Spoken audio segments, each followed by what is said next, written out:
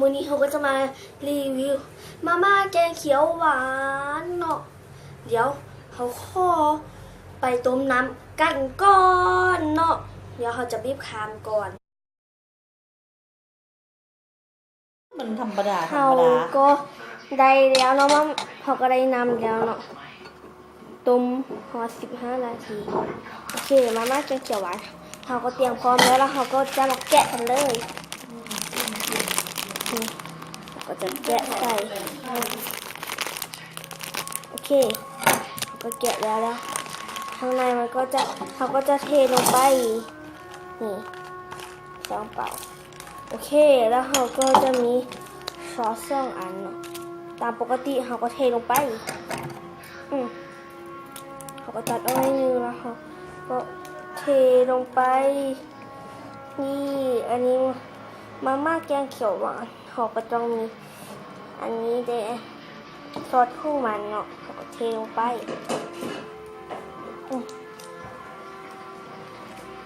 โอเคแล้วอันที่สองก็จะเป็นพวกปรุงรสของมันเนาะโอเคตัดแล้วกลัวจะหูน้อยเกินไปกินมาคนแห้งเลยนี่ซี่มันก็จะเป็นซี่แบบนี้ซี่ออกซี่อันยังก็ผัดปูเนาะซี่คือซี่พ่งยังก็เขาจะใส่ผัดปูพ่งกะหรี่เนาะโอเคเขาเอาใส่เดี๋ยวเราจะเอาซ่ออันนี้ไปเก็บเรียนก่อนหลังจากนั้นเขาก็จะเอาน้ำนี้เทลงไปฮ้อน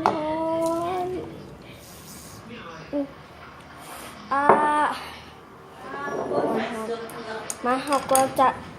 ท่าก่อนเนาะหลังจากนั้นเขาค่อยมาเบิ้งกันอีกทีนึงที่มันได้ว่ามีแล้วเนาะนี่อันนี้ก็คือเขาจะหย่อนกระตุกน้ำแล้วมันก็เลยเห็นแบบนี้เนาะนี่มันก็จะเชี่ยวเลยเนาะมันก็จะเป็นแบบนี้เดี๋ยวเขาจะขึ้นไปเบิ้งกองก่อนว่ามันเห็นหรือบอโอเคยับขึ้นไปนิดนึงนี่มันก็จะเป็นแบบนี้หน้าแสบเดี๋ยวเขาจะลองมาชิมกับเบิ้งจากเนื้อเส้นเขาก็จะตักเส้นก่อนชุ่มน้ำไว้ชิมน้ำก่อนเขาก็ต้องเป่าก่อน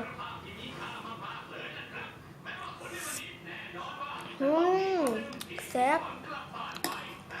โอเคเขาก็จะมากินเส้นกันเลยเส้นก็จะออกเป็นเชี่ยวๆในนึงเนาะนี่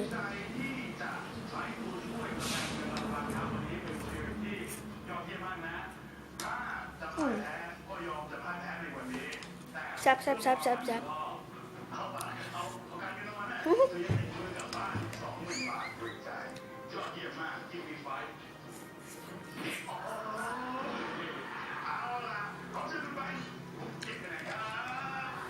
มันก็จะออกเป็น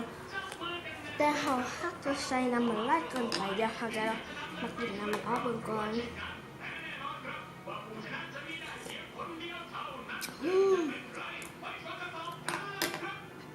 มันก็จะเป็นแบบแกงเขียวหวานเนาะมันก็จะเป็นเผ็ดๆหน่อยนึงเดี๋ยวเขาจะมาชิมเบิ้งก่อน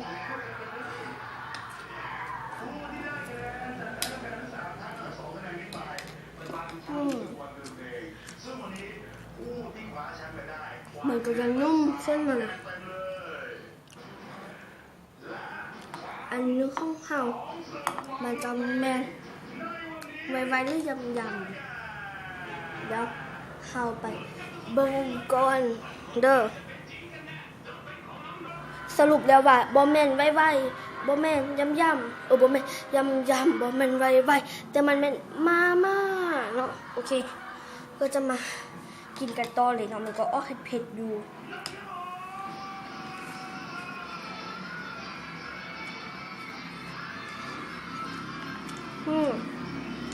ก็แซ่บๆอยู่ครับมันจะออกความเป็นรสชาติหลายเนาะมันก็จะออกเป็นเผ็ดๆนิดนึงเดียวแต่มันก็แซ่บได้เรื่อง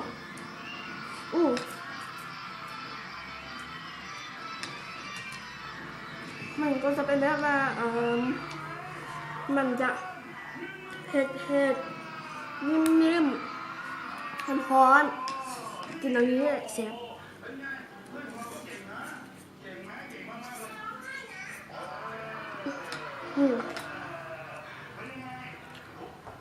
มันก็จะเสียบก็เป็นแบบคือเราได้ไปเลยแล้วมันก็บอกว่ามาม่าแกงเขียวหวานนี่มันเสียบ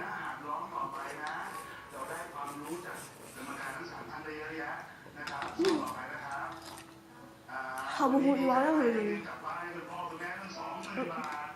วงกับตกสุดท้าย ทำได้เต็มที่แล้วแม่ภูมิใจในตัวหนูว่า เขากำลังเบิ่งรายการรายการเงี้ยกับบูฮูแหละโอเคเราจะมาสดกลิ่นน้ำมันเค็มๆจางๆบ้านๆมันมีเค็มมันมีจางๆก็เพราะว่าเขาใส่น้ำไปไล่เกินไปในหนึ่งเนาะจางแล้วหนึ่งแซ่บๆกินให้หมดเลย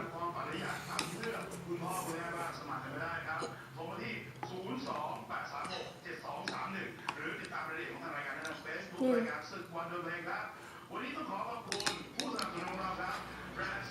แล้วก็ใกล้จะหมดแล้ว